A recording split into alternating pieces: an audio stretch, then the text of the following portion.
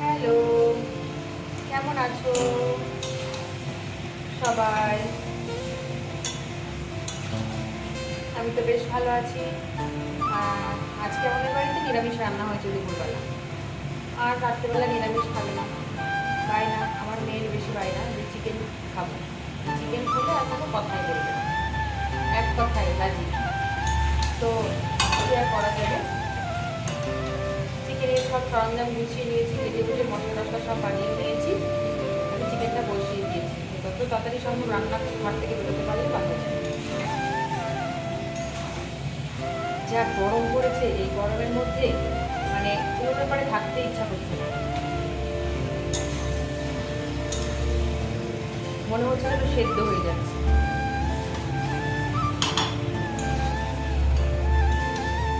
আর এদিকে তো সন্ধেও হয়ে গেছে, সন্ধেবেলায় চা।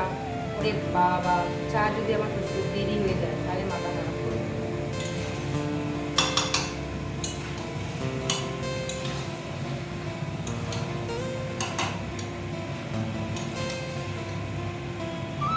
তোমাদের সাথে শেয়ার করি চিকেন রান্নাটা।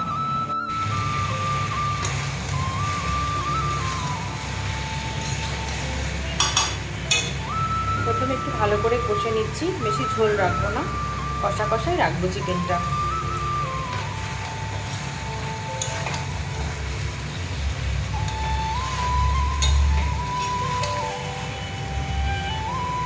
পাশের গ্যাসে চা বসিয়েছি, যাই চাটা ছেঁকে দিয়ে দিই।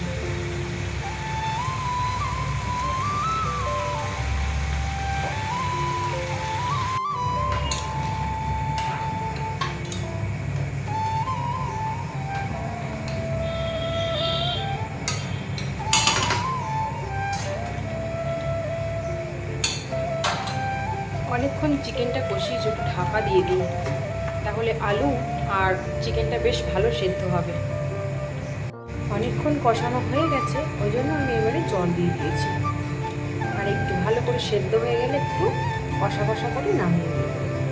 তো হ্যালো বন্ধুরা, দেখো আমার চিকেন কিন্তু রেডি হয়ে গেছে। আমি এই অবস্থায় চিকেনটা নামিয়ে দিয়েছি।